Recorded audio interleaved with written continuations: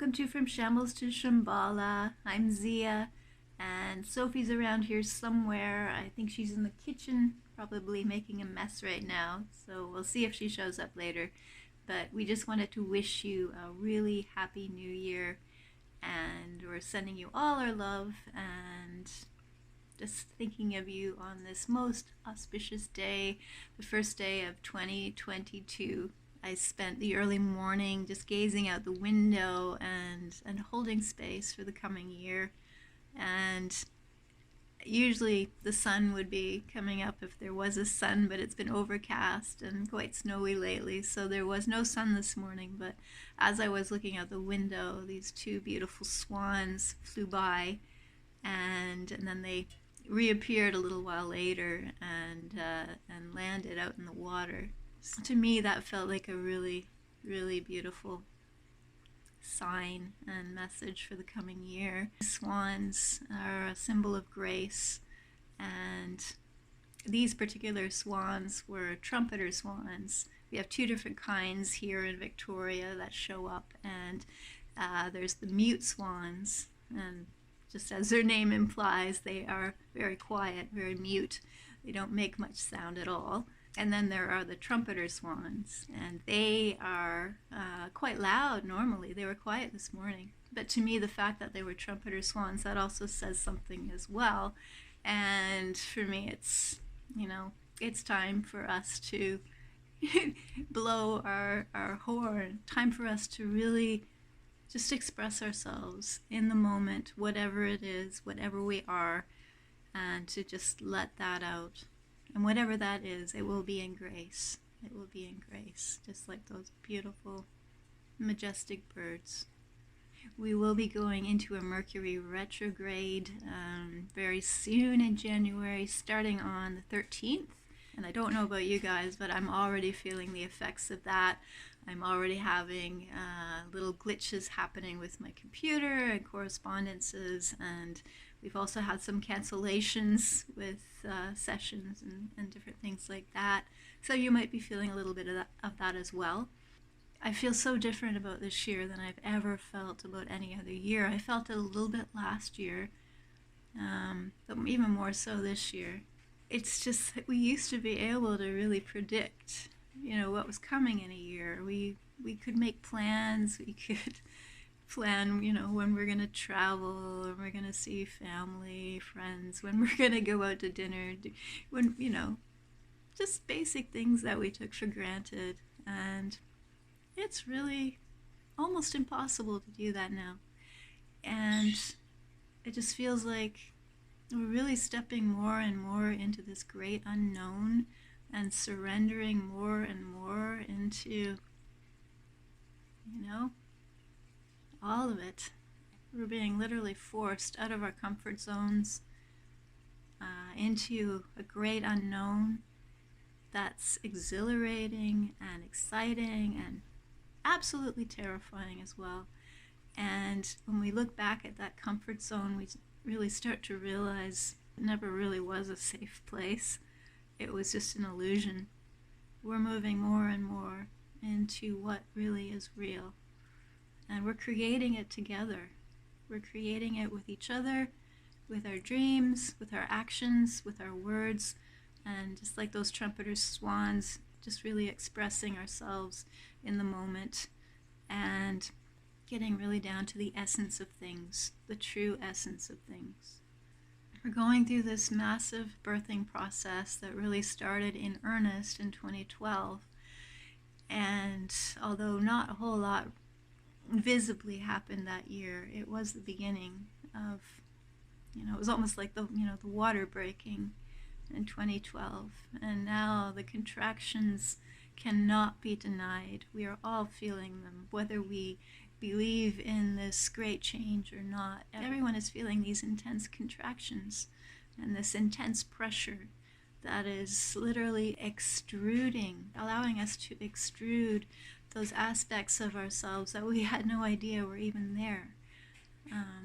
Our superpowers are coming online. There is so much light, and there is so much hope, and there are so many amazing, miraculous things happening, and it's just so important for us to remember that right now and to hold that space for ourselves and each other, to move through this. There's no way out but through, and we can do it.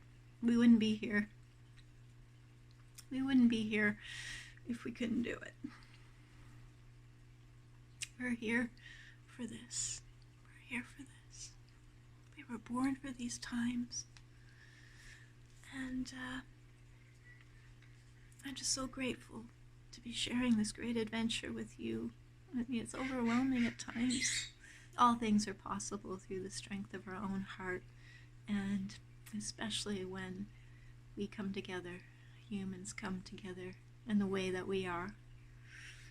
And nothing can stop us. Nothing can stop us when that happens. So please take heart and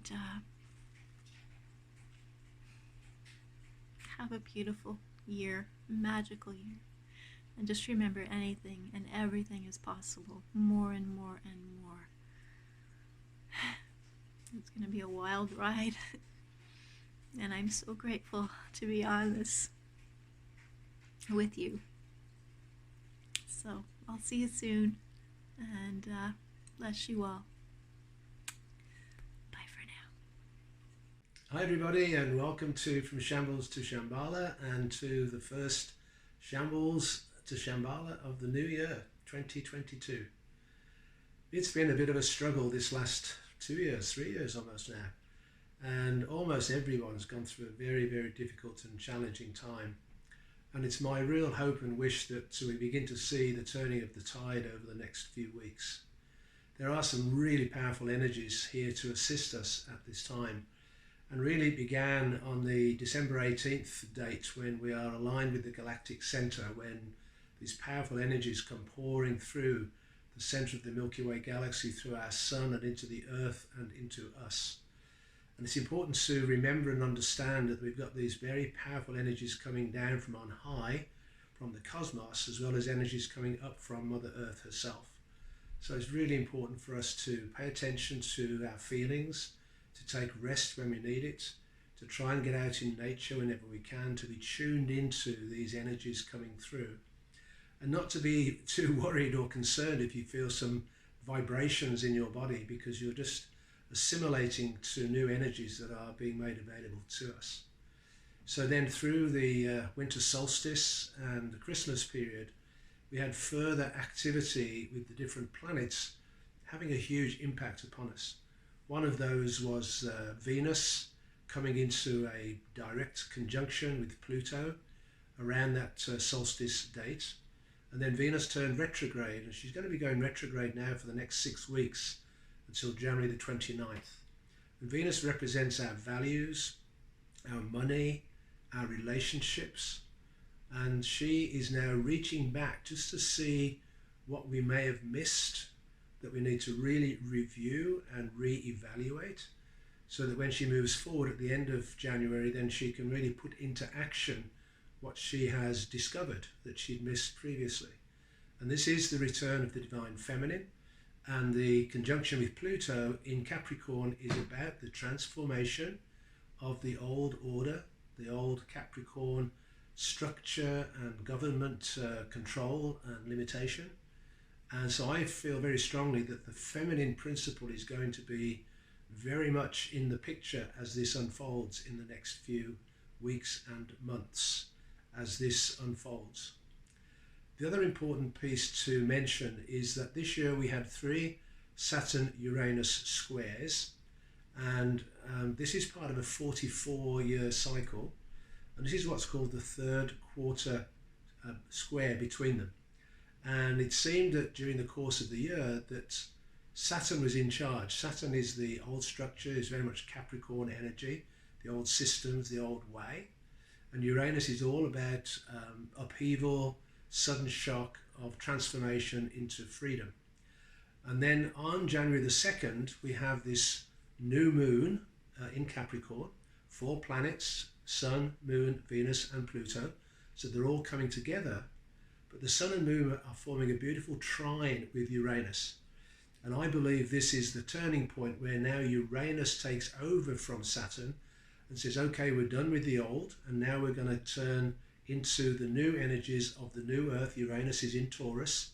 And so we're going to see, I believe, events taking place over the next 3 months or so, which are going to turn things upside down very shockingly and very rapidly, such that we can indeed find our own personal freedom. Now, closely aligned with this, thanks to Aluna Joy putting out a beautiful piece recently about the aspects of the Mayan calendar going back to the December 21st, 2012 date, where many people thought that was going to be a big opening into the new age of Aquarius, and that didn't really happen in the outer world, at least. What this article talks about, though, is that this particular time now, going through December 21st, 21, so this is like a reflection of that time 9 years ago to the current time, where she is indicating through this message that she received from the Star Elders that this particular period is the entry into the next long cycle of 26,000 years, beginning with a 20-day cycle where there are 5 pulses of 4 days each, beginning on December the 30th and completing on January the 18th. And again, this is a download of energy coming down from on high through the cosmic flow and coming up from Mother Earth herself and connecting into our chakra system. So the energies coming pouring down begin by coming through the crown chakra and work their way down into the heart and ultimately down into the base chakra. And then the energies coming up from Mother Earth come into the base chakra, move up into the heart, move up into the crown, until eventually it all becomes fully integrated in our heart centers. So I would suggest over this period of time from the beginning of January right through to January the 18th, but you focus every day if you possibly can on really aligning yourself with that center of the Milky Way galaxy and Mother Earth herself. And if you can get outside into nature, that would be wonderful. We've just had some major snowstorms here in Victoria, which makes conditions tricky and difficult, but at the same time some absolutely magnificent scenes which take your breath away. Particularly the combination of the ocean and rivers and lakes with the snow on the snow-capped mountains, just the brilliant colours that come out. And if we can just pause for a few moments wherever we are on the planet and take in the beauty of Mother Earth in awe and wonder, then I believe it will really, really help us to move forward through this time. It is my firm belief that the energies of the old world are dismantling and dissolving away, that they are being replaced by this higher frequency energy, and our role in this is to hold to our own highest truth from the inside out, to trust ourselves and to hold to the highest possible frequency that we can, which is pure love. And the image that I've been suggesting we work with throughout this time is the gold frequency. It's the frequency beyond metallic gold, and it's the beautiful free-flowing gold and energy in a liquid form flooding our system. And you can even see it as a beautiful rubescence is the actual word used, a red gold flowing through the bloodstream into every single cell in the body, raising the frequency and vibration into the highest, purest form that we can, and standing in our truth and holding to our own truth and coming together as one in this collective soul tribe family which is emerging across the planet. I am bullish about 2022. I do believe it's going to be very chaotic for the first 3 months, but then I do think we're going to start seeing the light at the end of the tunnel so we can truly step into this new age and live in peace and harmony with each other. So I wish you well for the year 2022. I hope that you can let go of anything from the old world that didn't work for you and step into the new vibrations And rather than doing your New Year's resolutions on January the 1st, perhaps wait to January the 2nd when we have this new moon, all happening in Capricorn. So it's all about manifesting your true dreams into your life. So I wish you well and have a great start to the new year.